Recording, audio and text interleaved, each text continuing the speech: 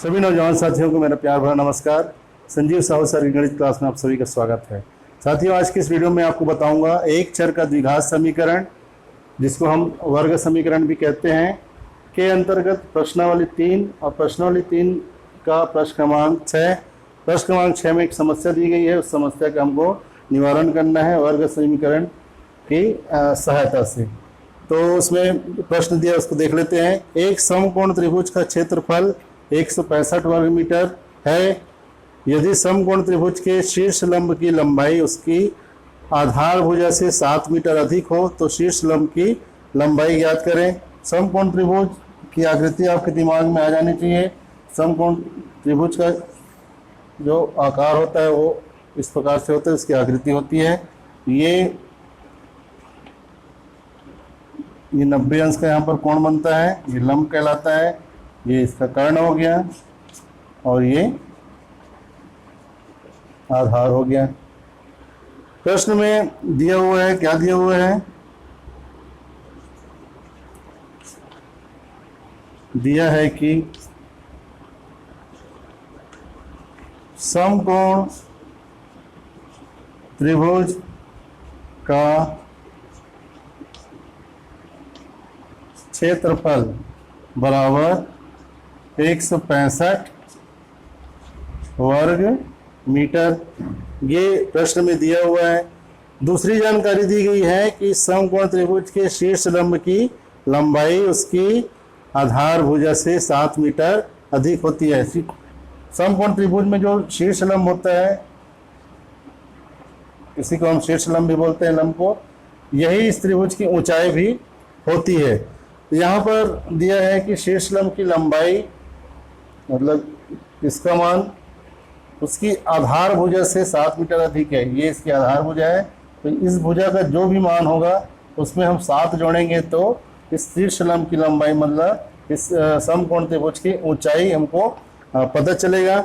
तो इसके लिए हम क्या करेंगे, यदि हमको आधार का मान पता है तो शीर्ष लंब की लंबाई हम ज्ञात कर सकते हैं। तो आधार को हम मान लेते हैं, माना कि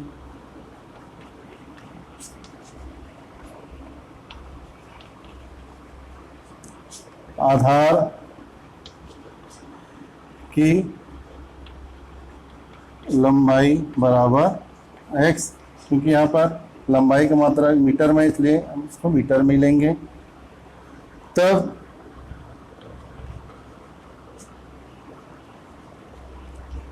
प्रश्नानुसार शीर्ष लंब की लंबाई बराबर कितना हो जाएगा? आधार की लंबाई से 7 अधिक, मतलब 1 धन x धन 7 मीटर हो जाएगा। शीर्ष लंब की लंबाई को ही हम समकोण त्रिभुज की ऊंचाई कहते हैं। अतः चूंकि शीर्ष लंब की लंबाई किसके बराबर होती है? समकोण त्रिभुज की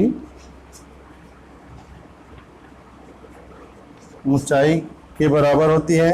अतः ये जो 1.7 मीटर है वो इस समकोण त्रिभुज की क्या हो जाएगी? ऊंचाई हो जाएगी। इसलिए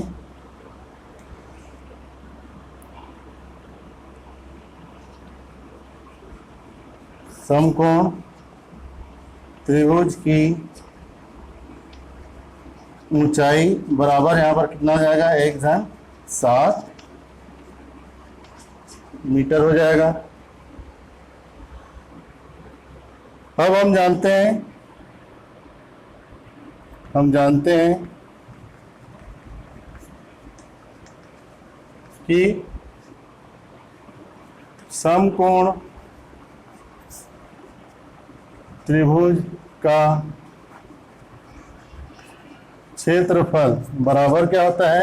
1/2 गुणित आधार की लंबाई गुणित त्रिभुज की ऊंचाई।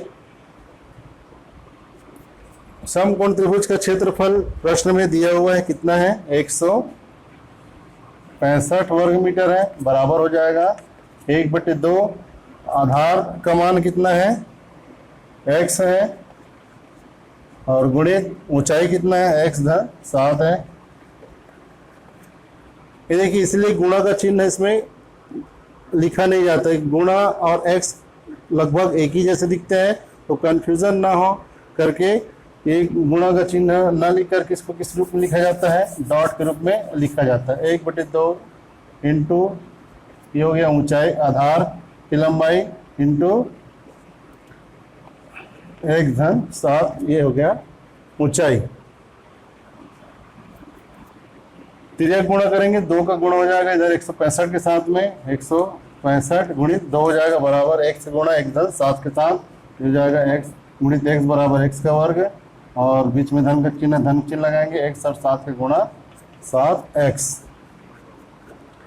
165 गुणित 2 बराबर हो जाएगा 2 पंचे 10, हासिल लाया 1, 2 6 का 12 और 1 13, हासिल लाया 1, 2 1 हम 2 और 1 3, बराबर x का वर्ग धन 7x।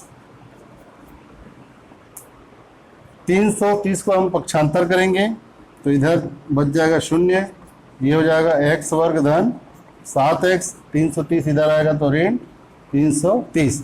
इस समीकरण को हम इस प्रकार से भी लिख सकते हैं, x वर्ग धन 7x ऋण 330 बराबर 0। 0 बराबर इतना है, तो इतने के बराबर हम 0 लिख सकते हैं। तो ये हमको वर्ग समीकरण प्राप्त हुआ।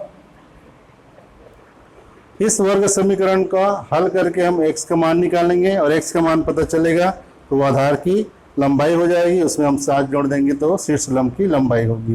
तो चलिए इसको गुणनखंड विधि से बनाने की कोशिश करते हैं। तो 7 को हमको गुणनखंड करने के लिए क्या करना पड़ेगा, जो मध्य पद है 7, उसको 2 भागों में इस प्रकार से बांटना है, इन दोनों भागों का जो योगफल है वो 7 आए, और गुणनफल जो है वो ऋण 330 आए। तो जब आप थोड़ी देर विचार करेंगे तो वो संख्या आपको मिलेगी धन 22 और ऋण 15। इन दोनों को आप जोड़ेंगे तो आपको धन 7 मिलेगा, और गुणा करेंगे 22 धन 22 और ऋण 15 का, तो आपको ऋण 330 मिलेगा। 15 दूनी 30, गुणा कर लो, हासिल आया 3, 15 दूनी 30, 3 33, दोनों का चिन्ह है धन और ऋण है, इसलिए गुणनफल ऋणात्मक रहेगा, तो ऋण 330 मिलेगा आपको। तो इस प्रकार से इसके जो 2 भाग हो गए वो क्या क्या होंगे, x वर्ग धन 22x ऋण 15x ऋण 330 बराबर 0। ये 2 की जोड़ी इस प्रकार से बनेगी, तो ये हो जाएगा, दोनों में x कॉमन निकलेगा, यहाँ बचेगा x, यहाँ बचेगा 22। फिर इन दोनों में 330 का भी मैंने बताया था किसका गुणनफल है, 22 और 15 का गुणनफल है। इसका मतलब 330 को हम 22 गुणित 15 लिख सकते हैं, तो 15 यहाँ से और 15 यहाँ से कॉमन निकल आएगा, यहाँ बचेगा x, यहाँ बचेगा धन 22 बराबर 0। x धन 22 यहाँ भी, x धन 22 यहाँ भी है, कॉमन निकलेगा, तो x धन 22 कॉमन निकल आया, यहाँ बचेगा क्या, x, यहाँ बचेगा ऋण 15 बराबर 0। इस प्रकार से 2 गुणनखंड हमको प्राप्त हो गए, x धन 22 बराबर x धन 22 और x ऋण 22, x ऋण 15, x धन 22 और x ऋण 15। तो x धन 22 बराबर 0 होगा, और दूसरा क्या होगा, x ऋण 15 बराबर 0।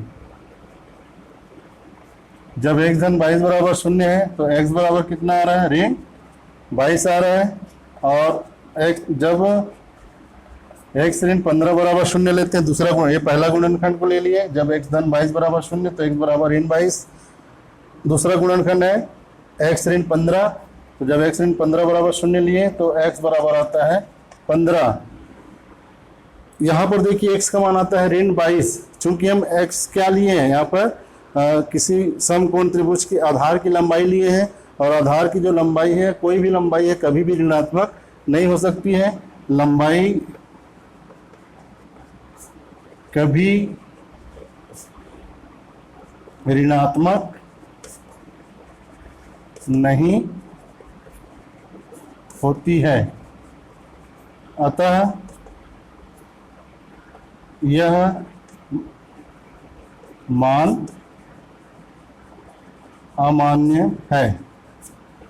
कौन सा मान? x बराबर इन बाई मान जो है वो अमान्य है, इसलिए x बराबर, अतः x बराबर हो जाएगा 15 तथा x धन 7 बराबर 15 धन 7 बराबर 22। इसलिए हम कह सकते हैं कि दिए गए समकोण त्रिभुज के